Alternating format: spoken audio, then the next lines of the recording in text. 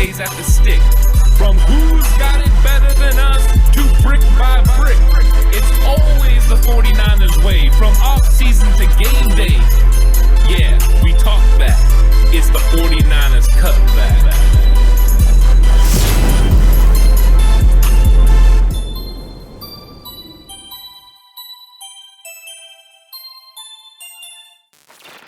It's 49ers Cutback podcast time. The aftermath, the full fallout of the Arizona Cardinal game has happened, Alex, and we got some interesting stuff to go over, a lot of injury news, not a lot of great news in San Francisco now. What was that? There's more names. You just couldn't fit them all on the screen. Oh. Are we sure this isn't big yikes? Because that's a big yikes. That's a big list and a big yikes. And I don't know how I feel about that. But look, faithful Niners Empire, as our boy Jay in the Bay would say, it's gonna be okay. I think. I hope. Hit the like button, hit the subscribe button right now so you can stay up to date with everything that's going on with the 49ers. Because apparently, Ant, there's a lot of things. Yeah. I don't know if I like it too much. But let's get into this.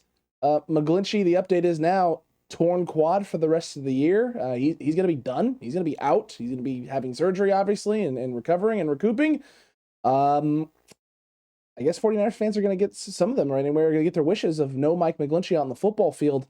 I don't know if they quite understand what that may mean. Are you expecting this to be Tom Compton the rest of the way, or is there going to be a dramatic shift and they're going to play Jaylon Moore over there? First off, be careful what you wish for. That's the first thing, because we're about to take a hit in the run game for sure.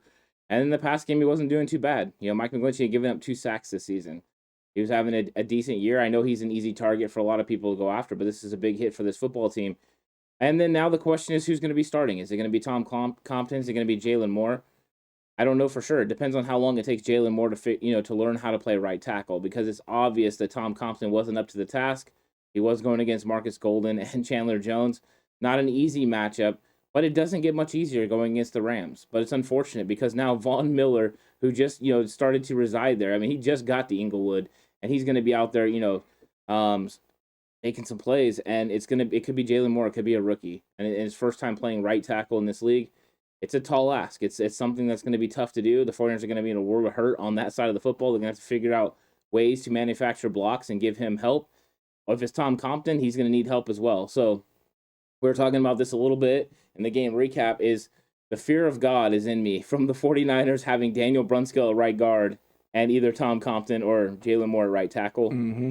It doesn't sound good in this particular matchup for sure. And it's unfortunate. I think Jaylon Moore, I am curious to see how he plays. I'm curious to see his development because I think he can fit into the 49ers' long-term plans for this offensive line, whether that is playing right tackle, which we had talked about before, maybe him playing right tackle, McGlinchey moving to right guard, or something down the line where he moves into guard. But we'll see what his development is. But yeah, this is not good news for the 49ers. Mike McGlinchey being gone is not a good thing. And anyone telling you that this is a good thing doesn't really understand blocking or offensive line play in the NFL. There's also a really good chance that they just don't like Mike McGlinchey. So you take that with a pinch of salt, I guess, and a pinch. Make sure it's a pinch. It's a pinch, yeah. Make sure it's a pinch. Don't take a hefty dose of salt. It's not good for you. Actually bad for you. It's the opposite. So delicious. It is really good, but can cause a lot of problems. But look, this is not a positive thing for San Francisco. No. It's the inverse. This is not good for the O-line. This is not good going up against who you're going to be going up against this weekend. And the worst part is you haven't even seen, what the defense may look like with both of them on the football field because Von Miller wasn't out there, which means if Von Miller is healthy and good to go, and I keep hearing some 49ers fans talking about, hey, well, Von, they're saying he may not be ready this week. Okay. I hope you're right, because I know what I don't want. Praying to baby Jesus. Sweet dear Lord, 7 ounce sitting in a manger, baby Jesus. Yeah. I like to picture him wearing a tuxedo T-shirt because he's formal, but he also likes to party. But I don't want our rookie right tackle to have to, or our rookie swing tackle only practicing on the left side of the line. Yeah, I don't think he was actually a swing tackle. He's not. I mean, it's pretty obvious now that they've been only operating him on the left side. Yeah. I don't want him to have to go up against that tandem. I don't want Tom Compton on the field personally, but I may not have a choice. If they're not comfortable with his technique stuff they're in practice throughout this week, they're not going to put him out there to fail. nor should they. They should not put him out in a position where he Agreed. could struggle. I don't want that for his development. That actually won't help his development. It'll do the opposite. It will stunt it. He will lose confidence. He's going to be, trying to overcompensate and do things incorrectly in order to just survive, and that it could actually reinstill bad technique, bad form, and bad things for Jaylon Moore going forward. So if they're not comfortable with where he's at and what he can do on that right side of the offensive line, do not do that at all. But then that begs the question: what are your actual moves? Because if Tom Compton is the guy you're going to put out there, and I don't know how comfortable I feel about that, is the option potentially Aaron Banks now is the guy that you roll to at the right guard and move Daniel Brunskill out on the perimeter to right tackle. Yes, I know that that's not necessarily a great thing because of what Daniel Brunskill has shown at the right guard spot this year, which has been spotty at best, but is spotty at best better than what we just saw to Tom Compton.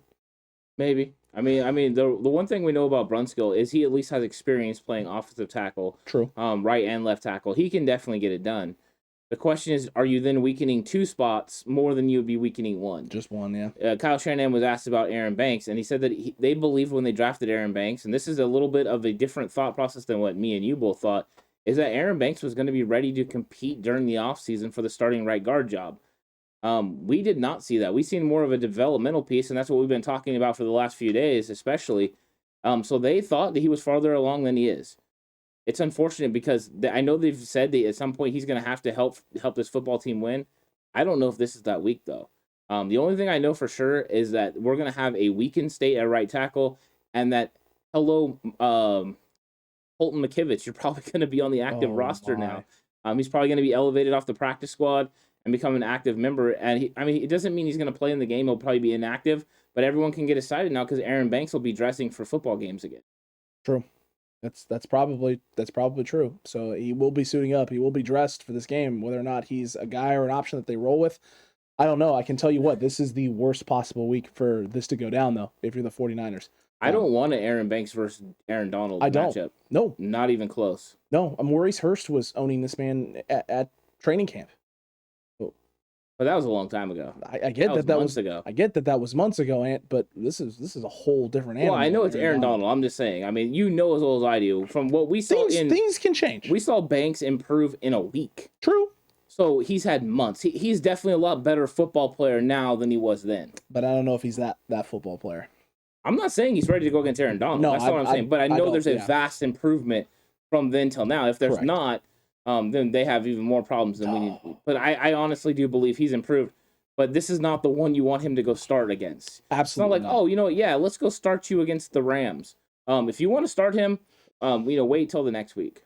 Jacksonville's a perfect week.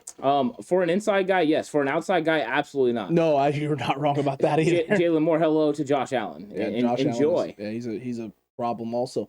But look, this is something that you and I have been talking about, and there's going to become a point in time where you have to start rolling with your young guys.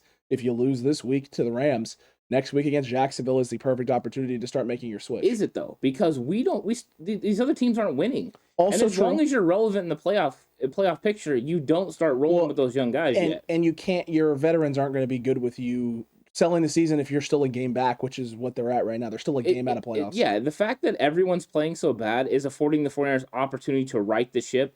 I don't know if when or if they can do it. But they've been saying, right? They've been consistent with with Jimmy Garoppolo, not Colin Kaepernick. Jimmy Garoppolo, that he's gonna start until they're out of it. They're not out of it. One game out is definitely not out of it, especially when you play Minnesota Vikings, on your schedule. You play the Atlanta Falcons on your schedule. Those are teams ahead of you that you can still defeat. And the Falcons are one game up right now in that last playoff spot. If you beat Atlanta, you become tied with Atlanta and you hold the tiebreaker. Yeah. You're in the conversation. You're definitely in the conversation. So it is a weird thing now. And you have to think the Saints losing to the Falcons means they're going to continue to slide.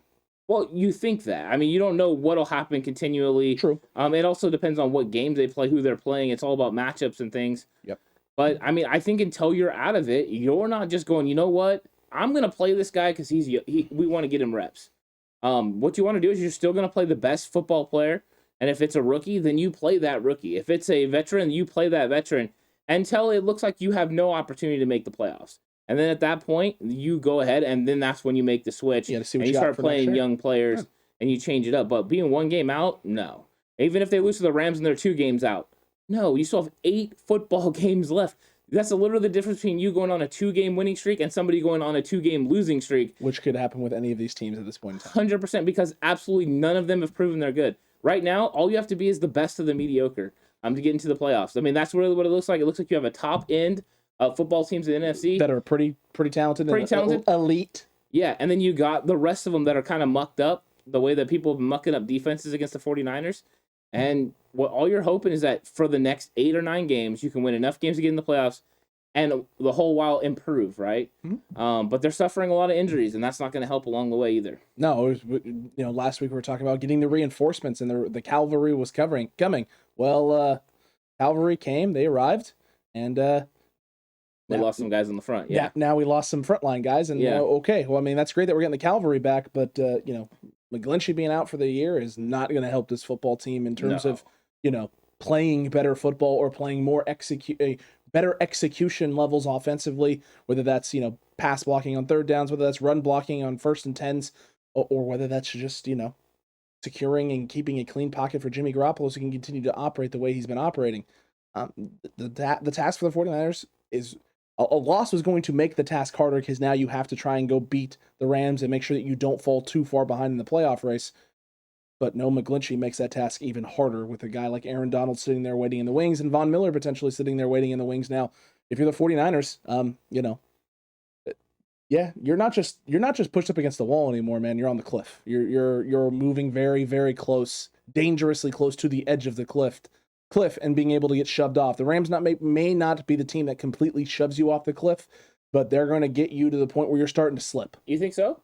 Because the thing is, the cliff didn't move. The cliff, you didn't get closer to the cliff because the cliff, nothing happened. You got a little bit closer. Atlanta got a big win and put themselves up a game on you. So you were down a game. You already were to the down Panthers. A game, I guess. Nothing changed. Everything stayed the same. True. It's all about perspective. True. That's the thing. If it would have been 2 games, then they're closer to the cliff.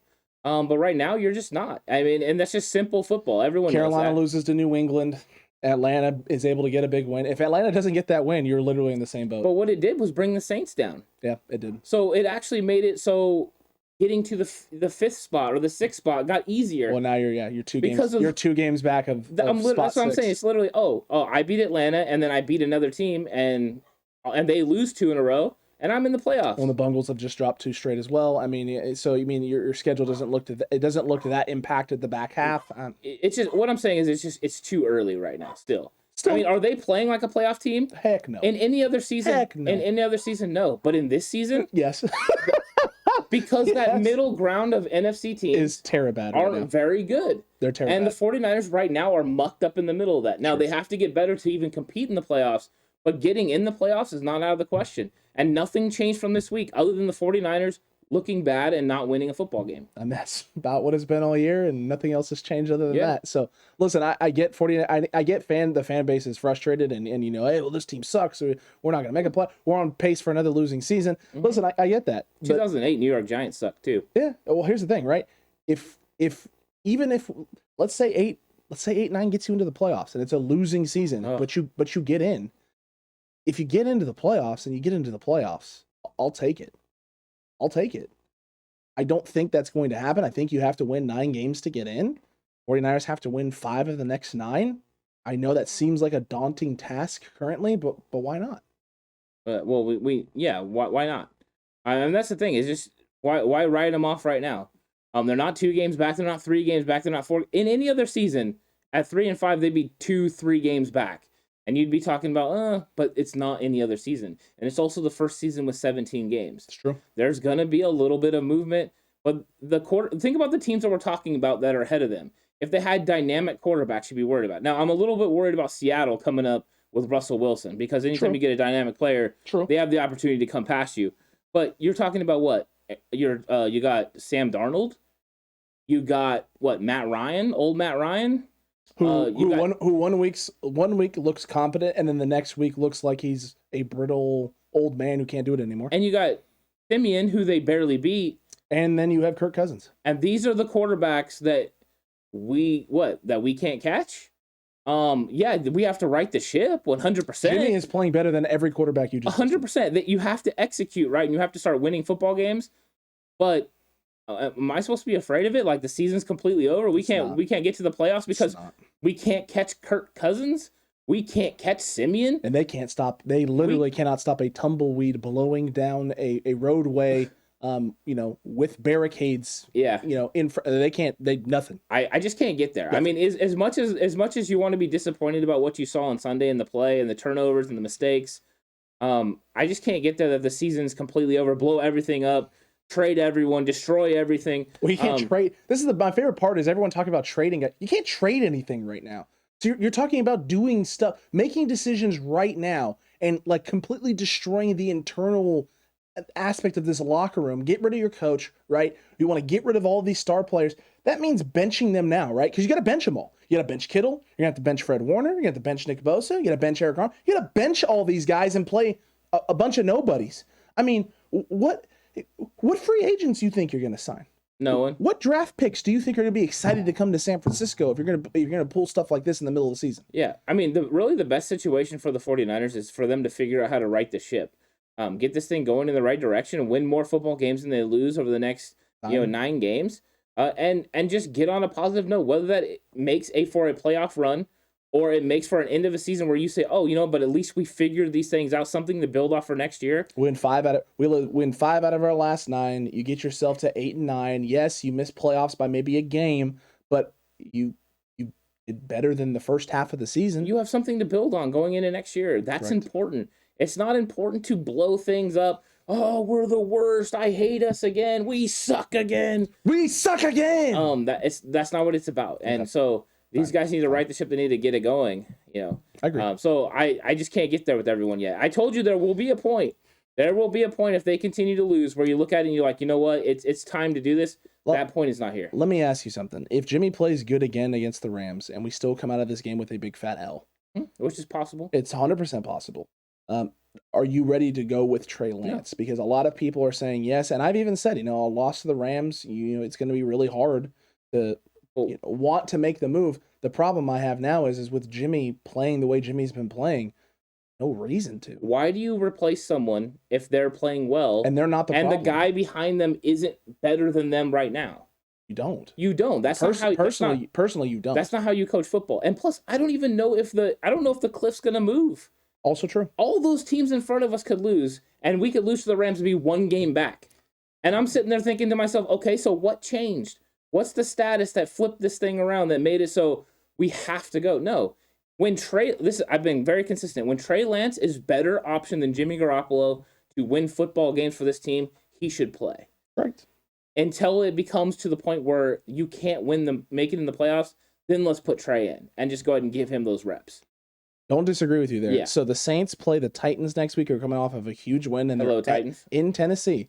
So Tennessee Saints are losing. Yes, Saints could easily lose that game. The Falcons are playing Cowboys, who just got embarrassed. Hello, Cowboys winning. If Dak plays. Yeah, that's also true. That's also extremely true. Then you have the Minnesota Vikings playing the Chargers. Not a gimme game at all whatsoever. No. That game could go either way, but that could be a loss. The Panthers are playing the Cardinals. Yeah. The cliff might not move, people. Seahawks are playing the Packers in Green Bay. Yes, you might get Russell Wilson back, but he's going to be back. He got cleared now. You would imagine, right, that you're also going to have Aaron Rodgers back with that in that fold. That is not a guaranteed gimme anything. Oh no, because that Seahawks defense against Aaron Rodgers is still a problem. Correct. I mean, Russell Wilson will be a big advantage for them that they haven't had. With Geno, it's a loss. Correct. But still, that's a game they could still lose. Correct. So it's in Lambeau. It's in Lambeau. Okay. So you could, if the Niners lose, right, in theory, you could have the Niners in at 3-6, Seahawks 3-6. Philadelphia is at 3-6, but they're playing the Broncos. But again, you already hold the tiebreaker over the Eagles. So even if they go to Denver and beat Denver and go to 4-6, you're still only a game out from Philadelphia, from the Panthers, and from the Falcons. And the Falcons are going to lose. The Saints are going to lose. I mean, it is literally just a dog pile of teams sitting at that 3-4 win range. It could very well stay exactly the same after all you this have week. to be at the top of the heap of the mediocre pile. And right now, that's what the 49ers are trying to get to, the top of the heap of the mediocre. And maybe people don't want to hear that. But I'm a faithful fan, and I'm about it, and I want these guys to right the ship, more so because I want this to build into next year. I want to see this team, get confidence. Some of these players get confidence, because there are guys still on first contracts that we want these guys to keep building it for. I mean, Deebo Samuel, yeah, he's in his 3rd year, but he's still building for the future. You know, Brandon Ayuk is still building for the future. Why wouldn't we want these guys to be successful? Why blow it up? That's not going to help these guys get better. No, it's not. And the Cardinals have the Seahawks the week after that, and you also have the 49ers playing the Jaguars. The Washington football team at Carolina playing the Panthers, so you're going to have to get a win in the next 2 to keep pace. The Packers playing the Vikings, so the Vikings have a good chance of not winning any of their next 2 football games. And then you have the Saints playing the Eagles. So again, teams playing each other late in the season that could completely mess up the realm of things, because if the Saints somehow find a way to beat the Eagles at Philadelphia, who've been playing atrociously bad, or if the Eagles don't win next week, I mean, you're sitting a game or 2 back from teams. You hold the tiebreakers over these teams.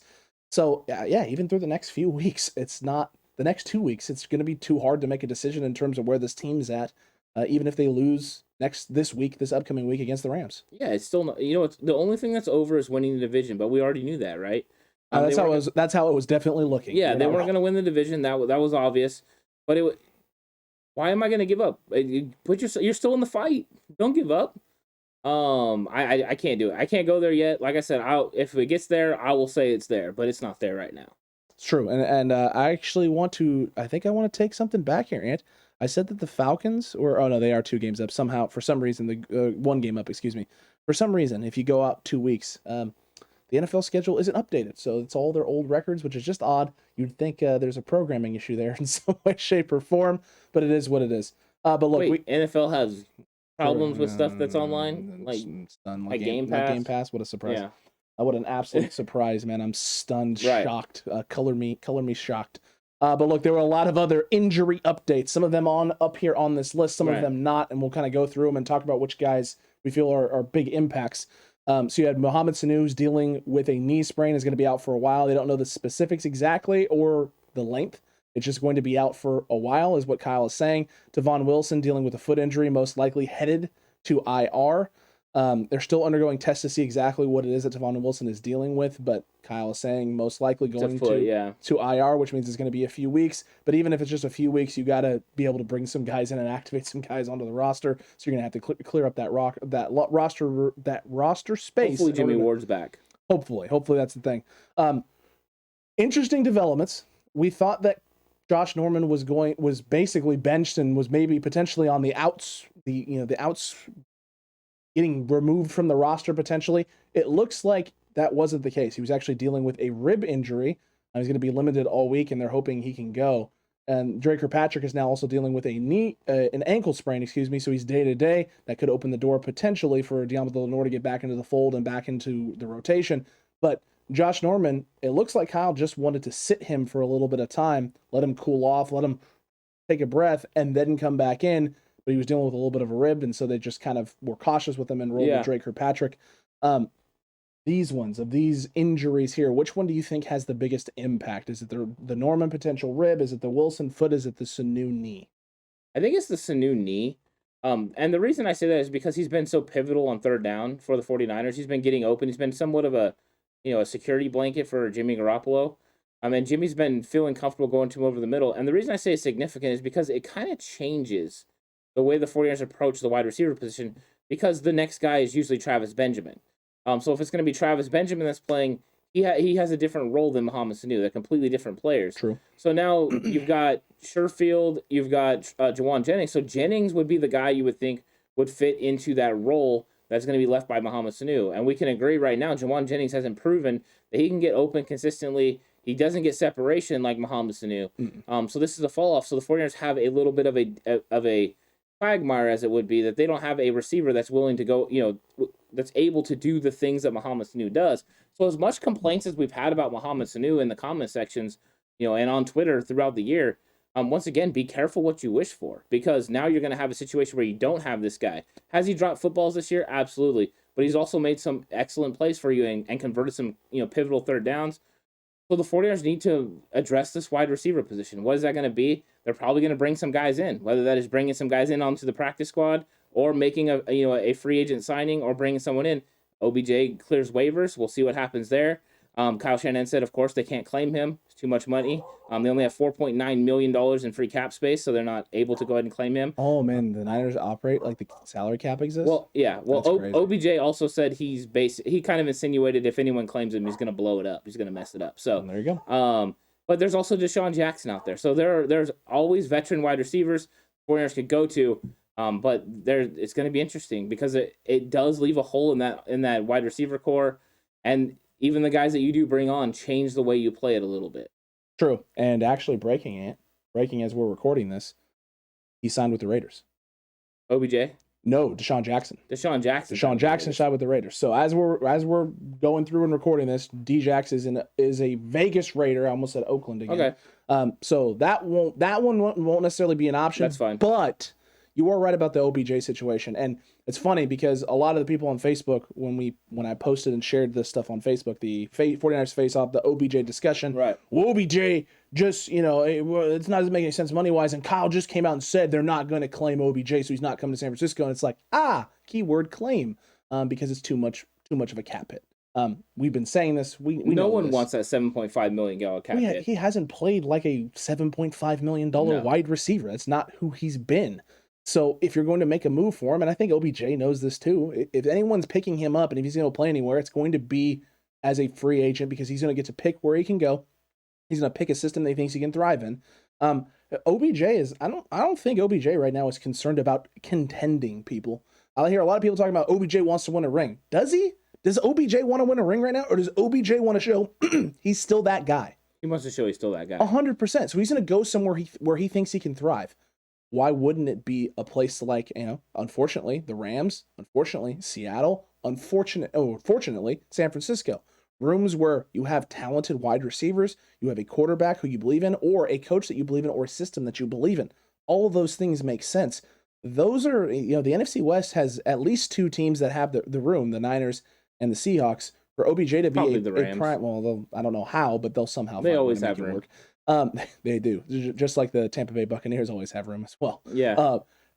Those are two places that make the most sense for him right now that he could do something with this season and then maybe either get a contract at the end of the year or extend another short-term deal to stay with that team with some escalators and some incentives for it to be potentially worth his while to show that he's still that guy. So that way, in a few years, he can go out and get one more big contract or a decent-sized contract and then start ring chasing if he wants to. But OBJ wants to prove that he's still that dude. He doesn't want to go ring chase right now. He wants to show that he's still that guy. Well, he's going to be a free agent. He's going to sign a 1-year deal. Wherever he goes is a 1-year deal. You know what that 1-year deal is not usually guaranteed because he signed after the first week of the season. So you can pay him however much money you want to pay him, and then next year he wants to go out and get another big contract. And the way he's going to get another big contract is by getting production numbers up. He's got to go prove he's that guy. And right now he hasn't been doing that. There's not a huge market for OBJ. I think people still believe there's a potential there, but he needs to go somewhere where he thinks he can light it up. So you might look at a situation, with Kyle Shanahan where Kyle Shanahan can get him open consistently. He sees what Deebo Samuel is doing numbers-wise. He's probably like, hey, I can get some numbers. But I don't know where exactly he's going to go. I think Russell Wilson would love to have him up there in Seattle. I think Matthew Stafford would love to have him in Los Angeles. And I think that Kyle Shanahan and John Lynch would actually really love to have OBJ here. Kyle Shanahan has had an affinity for him for a long time. So I'm curious where he ends up. I always am concerned about his locker room issues, his off-the-field stuff. It always gave me reason for caution.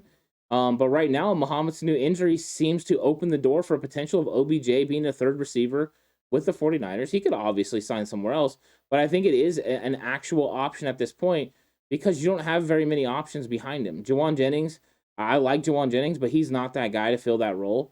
And I don't think that I think Travis Benjamin can do it in a different way. It's more of a take the top off the defense type of player, so you're going to see Brandon Ayuk's role change a little bit. I know we have Trent Sherfield.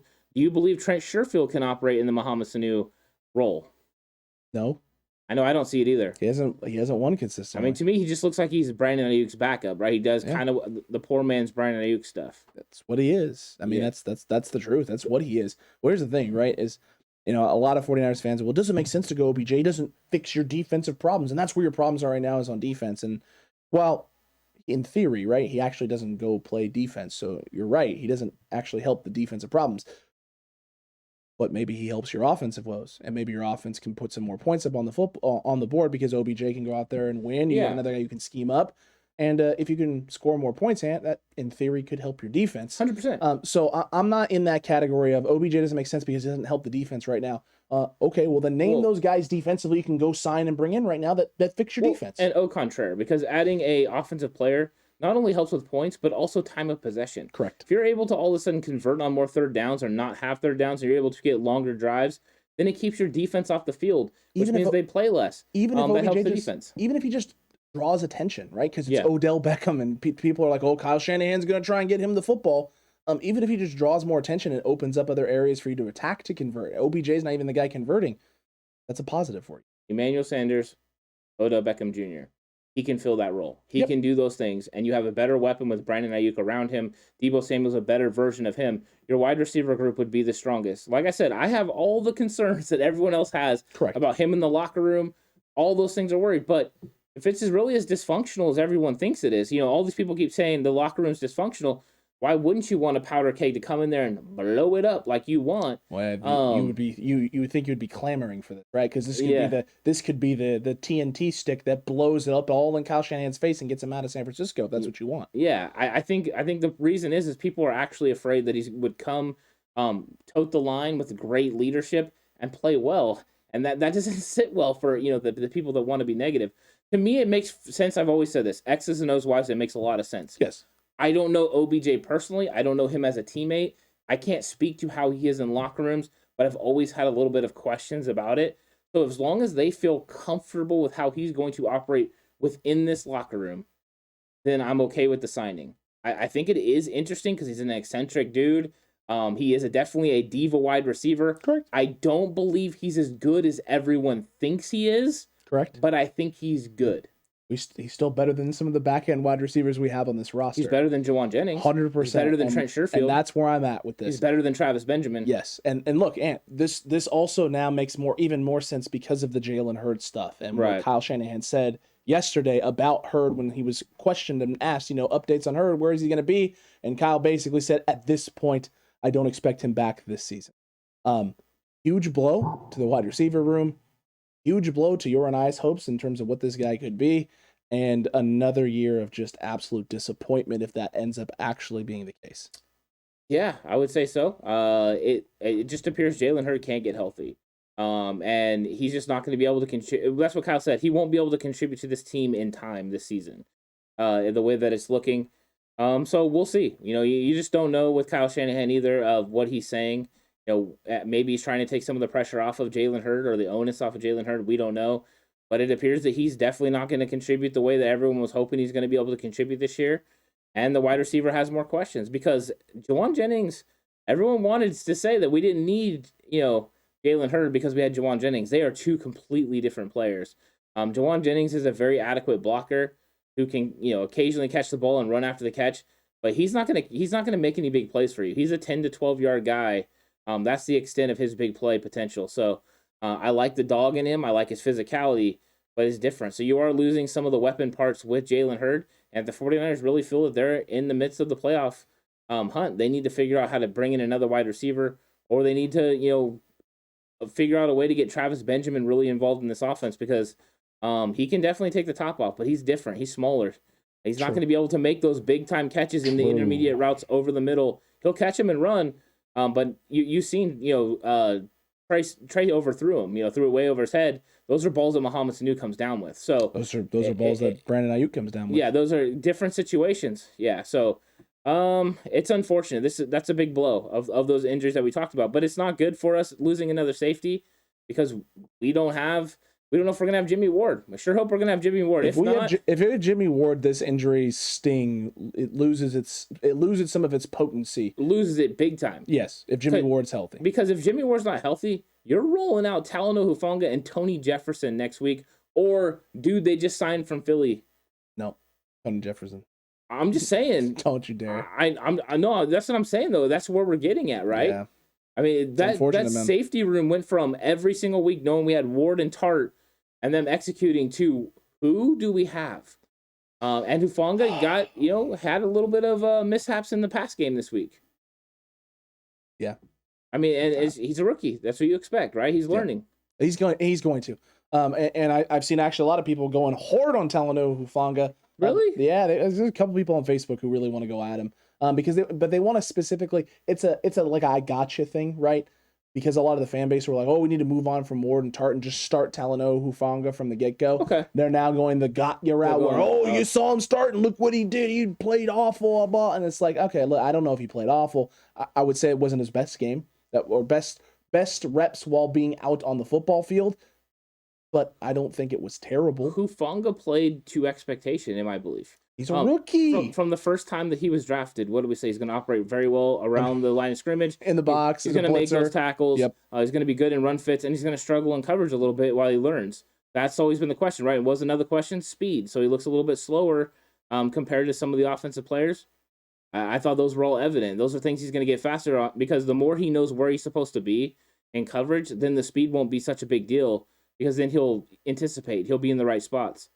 So no, I thought he played to kind of where we expect him to be. Still a rookie. Stop expecting this guy to be Ronnie Lott in freaking week 1 or Troy Polamalu. It's like just let him be Talanoa Hufanga and develop as a young player. I don't know whenever we got to the point where we expect rookies to play like they are seasoned veterans in week 1. College football is tremendously different from NFL football. What? From speed, physicality, the way that they run and operate offense and defenses. The thought process that goes into it. How could you? I don't understand it. The only thing I can think is that people don't actually realize how big of a jump it is from competition from college to the NFL. I think people just want Kyle out. I mean, I think that's what they want. They want Kyle Shanahan out of the picture. And so right now they're just clamoring. They're clamoring for anything, right, to hang their hat on as this is a Kyle problem. Whether it's the injuries, which is just a nonsensical thing to blame your head coach on the amount of injuries that you have, especially when they've taken every precaution this year, given them rest days, let guys sit. I mean, they're doing everything every other team is doing, right? I mean, the Cardinals have a butt ton of injuries also. I mean, their O-line right now is depleted. Everyone has injuries. Depleted right now. Every team has tons of injuries. Everyone's dealing with something. Every team is dealing with something at some position, some group. It's just the nature of football. But whether it was that, right, injuries to now, not playing Trey, to the quarterback decision making, or whatever, to the play calling in the middle of the season, even though we were watching film and it's like, yeah, it's not play calling, it's execution, fellas. People that question play calling don't understand what is going on with the plays. Correct. Like at all. They don't understand coverage. They don't understand like he said, someone asked him in the meeting, why didn't you go to the run? Why didn't you stick with the run earlier? They were playing 6 defensive linemen. Hello? They're playing 6 defensive linemen. You pass. I pass. You know what the 49ers were doing? Having success with it. They were having tons of success. The problem was we had a couple of fumbles. That is not a play calling issue. No. And if you think it is, stop watching football. It's time to watch something else. Correct. Hello rugby, hello soccer. Yep. It'll be a little bit more at your speed. Maybe baseball too. Because then they can get upset at pitchers for not throwing the ball in the strike zone in certain situations. Well, it depends on what the strike zone is. Is it what the umpire says or what the little box of the TV says? Oh, man. You mean to tell me they're never going to be happy? And oh, my Lord. Stunned. Absolutely I think stunned. some people aren't. I think some people really want to learn. And I think there are. I mean, I think there's people. The Cutback crew is. I think there's a lot of people that actually do really understand it too. There's, like we said, if you want to be mad at Kyle Shanahan for execution issues that his team is not executing, be mad at him. You know who else was mad at himself? Kyle Shanahan. Oh man, what a perfect segue! Yeah, that was well timed. This was planned or something. Yeah. But look, he took one for the team. Yeah. He took one for the team yesterday. He came out with his comments and said what he said, and then she was like, it starts with me. Buck stops here. If I'm calling plays and things aren't working, I can be as mad as I want about the guys who aren't maybe doing the thing I want them to do, but there's obviously something that I'm doing wrong. And so there's a lot of things I got to look at and figure out what's happening and how to get this fixed and corrected, because this shouldn't be happening. And he's not wrong, and it shouldn't be happening. The unfortunate part for Kyle Shanahan is that this week, fumbles. I mean, what are you supposed to do other than re-emphasize with your guy? I mean, these are professional athletes. They've been playing football for quite some time. Tuck the ball away. Protect it. Yeah. You have to be more aware of what you're doing in space. You don't tell George Kittle, hey, don't be you. Don't be the thing that makes you great. You tell George Kittle, hey, be you all you want, guy, but make sure that you protect the freaking football, for the love of God. I mean, sometimes, this, Alex, when you're dealing with assistant coaches, you're dealing with so much stuff during the week. you have to reemphasize certain points, right? So I'm sure a point of emphasis is going to be to secure the ball this week. And it's these guys were trying to do a lot. These situations where we had the fumbles, we had George Kittle jumping over someone in the air and then the ball gets knocked out. That's a player trying to make a huge play for his football team, right? And a player on the other team trying to make a play for his football team. But if George Kittle jumps over him and gets tackled, all that momentum of him making that huge play, right? The whole team feels it. The energy from the crowd, everything's into it. He's trying to make something for his play. That's inspired play by your football player. Brandon Ayuk goes down making a fantastic catch. An absolutely incredible and catch. Gets up and takes off running because he's trying to make a play for his football team. He's inspired to help his team make a play. Those are good coaching points. I can say, you know what? I appreciate what we're doing. Look what Brandon's trying to do for this football team. Now, in the same regard, the coaching point this week is going to be, hey, when you do that, though, secure the football. Make sure you got it. But you got that it's not an effort problem. If this was an effort problem, I would be concerned. But since it's a technique problem, it's a certain thing you need to work, his coaches need to step up their game and make sure that they're getting it down. So I guarantee he's going to go to Coach Embry and he's going to say, hey, George needs to work on this. George has been out for a few weeks. Maybe he's not focused on ball security. Let's focus on that. It'll be a point of emphasis. Brandon Ayuk, hey, just watch out. Remember, if you have someone trailing, you're going to have these situations. Make sure you get that ball into, get the 5 points of pressure, get it against your chest, and protect it. This happens. But what Kyle is understanding right now is lack of execution for a couple weeks could be a mental thing with a player. It's been all season. It's all season, which means it's trickling down from there's a disconnect between the coaches getting the players to execute. So it's either one or two things. I told Jay Hill we had a little conversation while you were recording with He's on Fire. Okay. And I said to him, he was asking me some of the questions about this, and he said, what do you think it is? I said it's either twofold. I said, number one, your players just aren't good enough. So if you're telling me that your players aren't good enough to execute these plays, then that's one reason you can't have consistent execution. So if Daniel Brunskill is just not good enough to play in and play out, get it done, it could be a player problem. I said, or it's a coaching point where the coaches aren't getting these players to get it done. You had John Benton, who was the offensive line coach. He went to New York. You got Chris Forster, who's the offensive line coach now. Daniel Brunskill played better for John Benton. Is it a coaching point? Is that the difference? Or is it now that Daniel Brunskill has his first full year at right guard that you are seeing that he's just not cut out for it? Possibly. It can be a little bit of both, right? It can be that maybe the coaches aren't being as successful getting these guys to do what they want. You got to remember, we've had linebacker play problems. You know what's going on with our linebacker coach? Cancer. He's not there. We have a new coach. We have someone else that took over. Oh, there you go. So there are disconnects there. There's reasons, right? Kyle's got to figure out how to fix it. And the buck does stop on him. When my coaches didn't do their job, you know whose fault it was? Mine. Yeah. Not their fault. It's their fault, but it's mine for not getting it corrected. I now wonder too, because I completely forgot about that with our linebacker coach. And part of the reason why there's been a shift in the defensive philosophy is because DeMeco Ryans has taken the linebacker, trying to take the linebacker group under his wing a little bit more to make up for that, and maybe hasn't been able to spend as much time on a game plan, and so they're going a little bit more conservative to make it as easy as possible for the whole defense and for himself so that he can try and get the linebackers back up to speed. I mean, it could be. I think he would take on that role, but he could handle it. And I don't think it's the game planning issue switched when they had all the DPIs. True. There was too much noise surrounding it. And if you're listening to any noise surrounding those DPIs, and it could have been a Kyle thing. Kyle could have said, dude, these defensive pass interference are killing us. I need you to fix it.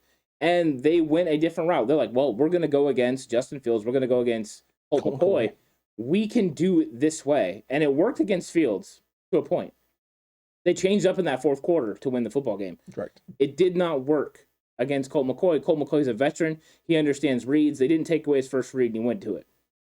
So there is a learning curve for DeMeco Ryans, but I've seen so much greatness in some of the games that he's had that I'm very optimistic about what he can do. Well, everyone's supposed to. You got to take your lumps, right? As a coach, as players, you take lumps. He's a first-year defensive coordinator. He's done a lot of great things, and he's had some slip-ups, some bad things, or some scheme issues, like the Green Bay game where he puts Talanoa Hufanga and Diamondano on the same side against Devontae Adams. That was a big boo-boo. Well, why did that happen? He had injuries. Yeah, he doesn't have Josh Norman. True. Josh Norman gets hurt in that game. So you have a situation that's not the best look, but he's trying to go a little bit of a man coverage underneath with Jimmy Ward taking somebody else on. So you're going for a certain look, and yeah, it's not a good situation, But that's what happens when you put rookies out there. You couple the injuries with that, and that's what happens. What? You mean to tell me that rookies sometimes they don't know what they're doing completely 100% of the time? I mean, because in that same game, right, Lenore has another play where he gets beat by Devontae Adams. He's got help on the inside, and he plays it inside out and gives the guy gives Devontae Adams the outside, and he gets the outside shoulder, or back shoulder throw. So, I mean, this stuff happens, but I think there is a little bit of a disconnect between what I think Kyle Shanahan is telling his coaches what he wants, but I'm not sure those coaches are getting these guys to do it. And maybe it's the players. We'll see. Is this a thing where they overvalued Daniel Brunskill at right guard? Possibly. Kyle Shanahan did say they expected Aaron Banks to come in and give it a run, and he didn't. So maybe it wasn't that they overvalued him, that they actually overvalued Aaron Banks and his potential, what he could do in San Francisco. You're not wrong. But this, for me, this is why, these things are so important to try and understand what's going on and what's happening. Because if you start getting yourself into situations where you have to play rookies, and you end up with opportunities where rookies are out there in space trying to make plays and, pressing a little bit too much or just not knowing where they're supposed to be. 49ers fans, don't forget, everyone calling for these young guys to play. Don't forget, Marcus Williams, Saints, Minneapolis Miracle. Play has no business happening. You have a rookie safety out there for the Saints trying to make a play against Stephon Diggs, a great wide receiver, and just completely whiffs in a moment. And his career is forever defined by that play. In fact, Marcus Williams isn't lighting up the world. He was having an incredible rookie campaign. That play is definitely stuck with him and definitely hindered his development as a safety in this league. Putting guys out there in those situations, if they make the plays, great, right? But one mistake could be a defining career mistake forever that they can never shake. Mm-hmm. And all the potential in the world can just fizzle because you put the guy in a situation that he wasn't ready for and he screws up and it costs your football team a game. And I mean, that's a mistake that costs the Saints a chance to potentially go to a Super Bowl because you were playing the Philadelphia Eagles the next week and you had to think Saints would have definitely put up a better fight than Minnesota did going into that football game. The Super Bowl that the Philadelphia Eagles win. That's a Super Bowl the Saints could have won and gotten their second chip, since Peyton's been there. It can change a lot of things. It can change the direction of your organization. It can change the trajectory of a player and their development. It's not always the best idea in the world, but you're not wrong. And all of this stuff about the disconnect with the coaching staff and these players, it does start with Kyle Shanahan. Kyle Shanahan's definitely got to take a deep dive look at what's going on and try and come up with a solution with all these guys, right? He's not just going to go, hey, by the way, things are not going great here. You figure it out. You better do your job or you're fired, right? Like, no, let's sit down, let's figure this out together. And then if you can't also figure out or contribute in any way, shape, or form, then, hey, maybe we need to make a move, make a switch, or maybe we need to reevaluate how we're looking at these guys, right? Like you just talked about with Brunskill.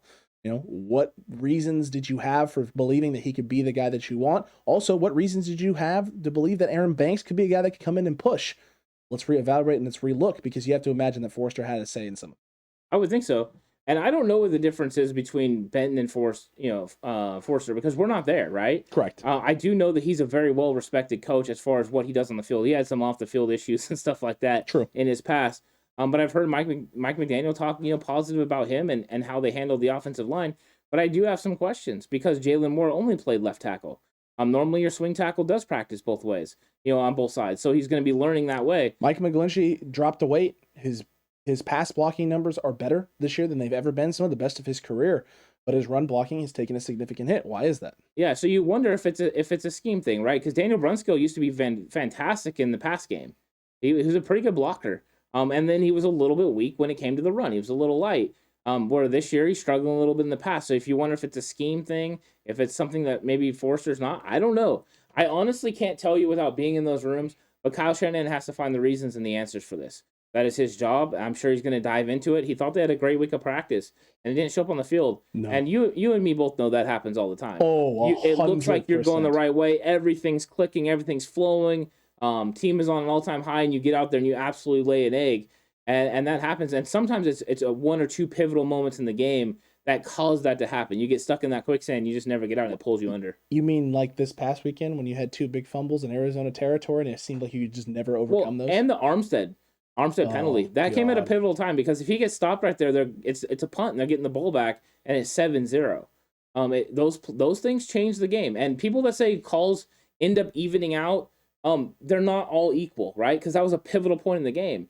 If all of a sudden it's 7-0 and you got the ball back, it changes the game 100%. Especially if the 49ers go down and score, even if it's just a field goal. Even if they just flip the field and make Arizona go down again, then at least they don't. It's not 17 points at halftime. Well, and Colt McCoy feels like he's pressing. When it's different for a quarterback also. When you come in and you're playing with a lead, it's different. You were very confident. You're very comfortable with what you're doing because you know, hey, my only job right now is to keep the sticks moving, keep our offense on the field. Let's just make things as easy as possible for our defense. If you're tied or down, you need to make plays. You got to take chances. Well, it also changes the game calling for Kyle Shanahan. True. I mean, he would have loved to have run it more once they took the 6, defensive linemen off the field. He would have loved to have run it more. But he was down. They had to throw the football. So it changes the game both ways. And the referees will never understand how much impact they actually have on the game. And fans will never understand the complete impact that a certain call will have on a game. It can completely change the game no matter what. It's not just one in crunch time. It can be one early on in the game that you think is going to get made up for. But it doesn't because of the situation and timing of how it flips the game in a certain way. Yeah, and a lot of things aren't rolling San Francisco's way right now. But here's the thing, right? Some of that is self-inflicted, some of it's not. 100%. And you can't. I wanted to tweet this and I bit my tongue and didn't. You can't overcome both those things. You can't overcome calls not going in your favor at pivotal points and your own mistakes. You can't do it. It's too much. It's too much to overcome. It's too big of a hole. You can overcome, bad calls, especially if you're playing clean football. Yeah. You can overcome those.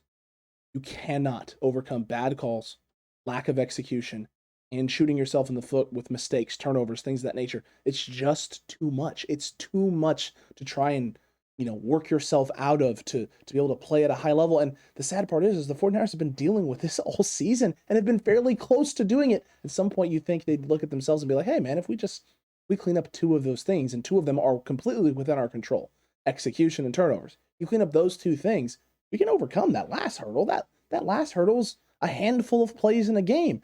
These ones, it's consistently start to finish for 4 quarters. Let's focus on the things that we can control. And that's something that's been said and that they're trying to do. It just hasn't worked out in their favor, and they haven't been able to do it consistently. Yeah, I mean, I think you're right. I mean, they have to limit turnovers and they have to create turnovers. And right now they haven't been able to create turnovers. That hasn't worked out for them because they haven't put, they haven't really put the onus on the offense to go out there and make a play under duress. It seems like they, the offenses have been able to get it done. And the last 2 weeks have been a little bit of a struggle for the 49ers defense. I think a lot of it has been scheme and some of it's execution. I mean, Aziz makes that tackle on 3rd and 18. We're good. We're good. Off the field. If Nick Bosa is able to get, Tyler Murray down. Colt McCoy down. Yeah. And I get it. He's given all of his effort, but these are certain situations and pivotal situations, that don't go your way. They extend drives and they change the football game. And something as simple as making a 3rd down stop so you don't have to use your timeouts and give yourself an opportunity changes the game completely. You don't have to start taking shots downfield. Jimmy doesn't feel pressed because he knows he has timeouts in his back pocket. He also would have been going for 1 score and not multiple. True. And it does change the way you call plays, the way that you handle everything. Completely different game. So the 49ers have to still try to figure this out. The good news is nothing has gotten away from them. Nothing changed. And I know you're disappointed about the loss, but they're right there, right? I mean, they're still a game out of the playoffs. What changed? How can you possibly say that they're still in the thick of it after that loss? Because I watched the Carolina Panthers playing with Christian McCaffrey back in the lineup. I watched the Falcons, and they've been doing this all season long. Get a lead, and then give a really bad team the opportunity to win the football game, take it from them after having a 2-score lead, or actually lose with a 2-score lead. I'm sorry, the rest of these teams, I watched the Minnesota Vikings now on 4 separate occasions this week dominate 1 half of football and then give up 400 yards of total offense in the second half and lose by a score or lose in overtime. The rest of these teams that we're competing with in the NFC right now have not separated themselves, and it doesn't look like they want to separate themselves. And right now the 49ers are playing down to competition in the rest of the NFC West, playing with the rest of the middle of the pack, or the bottom half of the pack, whatever they are down here in the NFC West, those 6 and 7 seats. Not over yet. Not over yet. But the 49ers definitely need to start cleaning things up quickly and start turning things around, which they're capable of doing. You and I believe that. The talent is there. The coach is definitely here. The pieces are in place.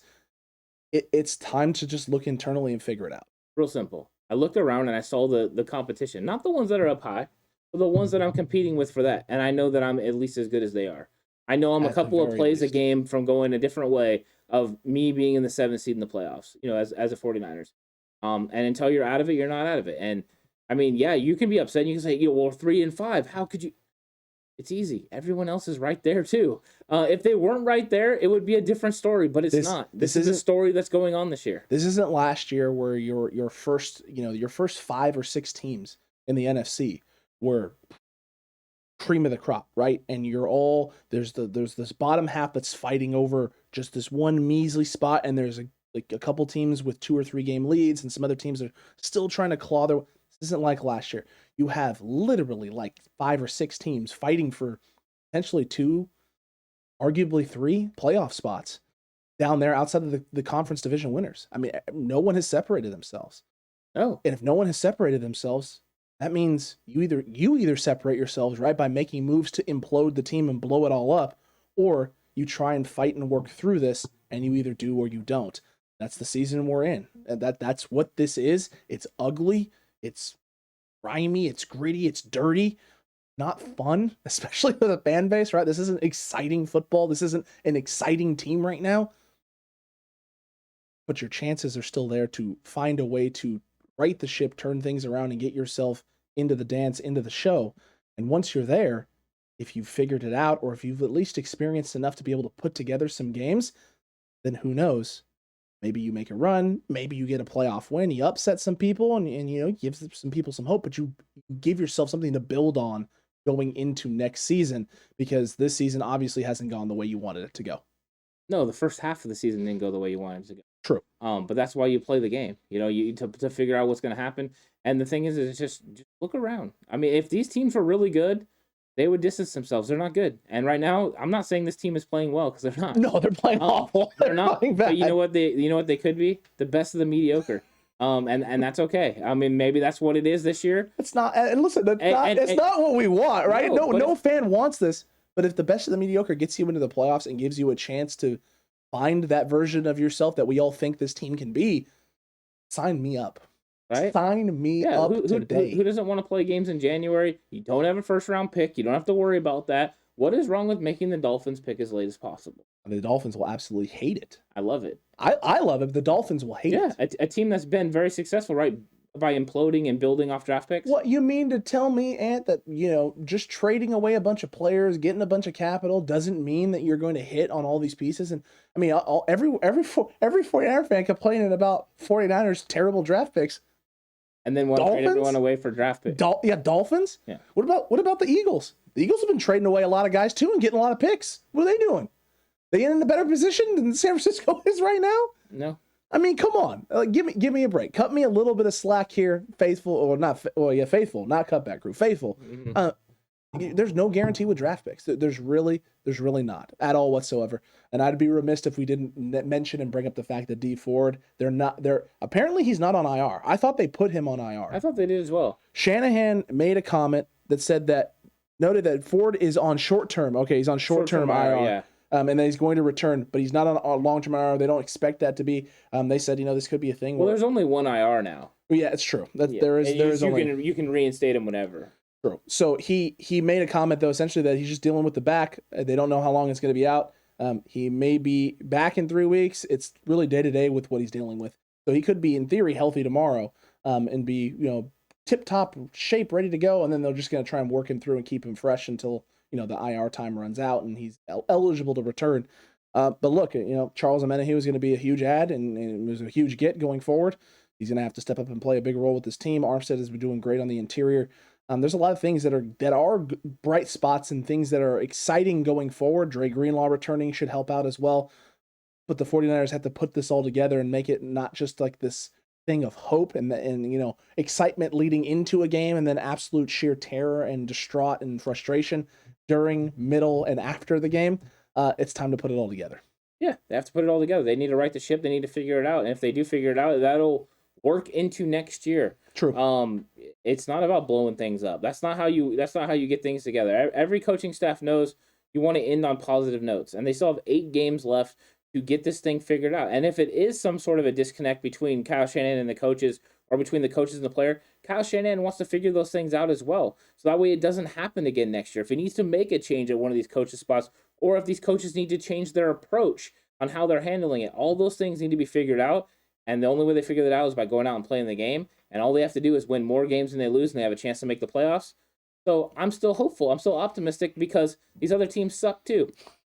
We all suck again. We all suck again. Cutback crew, look, it's not great times. It's not always the best times right now with the 49ers, but they're not out of this yet. Hope is not all lost. It's just real dark.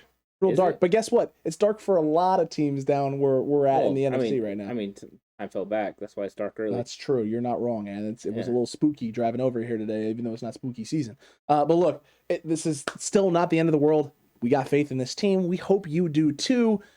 This is going to be a tough week against the Rams. Let's just be honest. Maybe. But you know what, Ant? You know what gives me joy and what gives me life each and every week? Right there. Those beautiful GOAT tier members over on Patreon enjoying all of the great stuff that we bring, whether it's Big Yikes, whether it's 49ers Cutback in Times. Big Yikes. Well, Big Yikes is a lot of fun, including yesterday's episode of Big Yikes. We have a new man that we're putting on there this week. Oh, boy, we do. I see what you did there. That was really good. That maybe a sneak peek, a spoiler, or foreshadowing. I guess foreshadowing would be better. Naughty Nick. But look, Naughty Nick indeed. And not like Naughty Saint Nick, like just a Naughty Nick. He's a new man over on Big Yikes on Patreon. But you should go check that out. If you need something to laugh at, you want to get a kick out of what's going on in 49ers land and 49ers Twitter and just 49ers fan base itself, head on over to Patreon. You don't have to be a GOAT tier member like these fine people over here. You can just be a regular catch member for $7 a month, but you get a lot of good laughs. You get all 22 film breakdowns and previews. A lot of great stuff over there on Patreon that we can't necessarily always put up here on YouTube. Yeah, it's some alternative programming that's over there. Absolutely. It's exciting. I enjoy that stuff. Just like I enjoy everything that's here on YouTube. But the one thing I'll say is don't quite give up yet. Stay faithful. Hang in there. If these teams were pulling away from the 49ers, I would be on board with everyone else and say, you know what? Let's just go with all the young guys. Let's see what happens. I'm not there yet because guess what? These other teams can't win. So stay with us. Stay faithful for now. If it gets out of hand, it gets out of hand, and we'll approach it in a different way. But still believe that Kyle Shanahan can right this ship. I still believe that he is the guy for the job.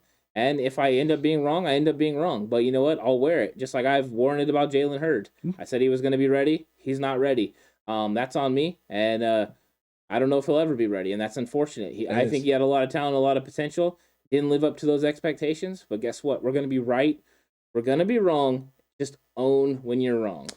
Looks like the Hurd situation we're not going to be right about, Ant, and it's more sad than it is frustrating or even like, well, all the signs pointed to. I mean, there's nothing to defend. It's just an unfortunate situation, and we wish Jaylon the best, and we'll see what happens. It's all we can do at this point because it doesn't look like it's going to be this year. Hopefully, he dekes everyone. Maybe this is just a big swerve. See, that's us trying to salvage the take, but it's fine. It's fine. It's fine. Cutback crew, we hope you enjoyed today's episode. Let us know down below about all of this, all of the concerns. You just can't be faithful. You just can't do it. That list up there, right? That big laundry list. Too much. With names. It's just too much for you. And it didn't even include D Ford. And it's just, you just can't do it. You're just, nope. If that's the case, let us know why. Let us know down below. Let's have a conversation about maybe we can talk you off the ledge a little bit, bring you back into this category here where, we have Ant who's fully like ready to go with this team and in full belief in me, who still has full belief in this team, but is also preparing myself in case something terrible goes wrong because that's just kind of my personality. It's who I am. I always prepare for the worst and hope for the best. Everyone does it different, right? Everyone views things differently. Everyone expects things to be different, and views things in their own way.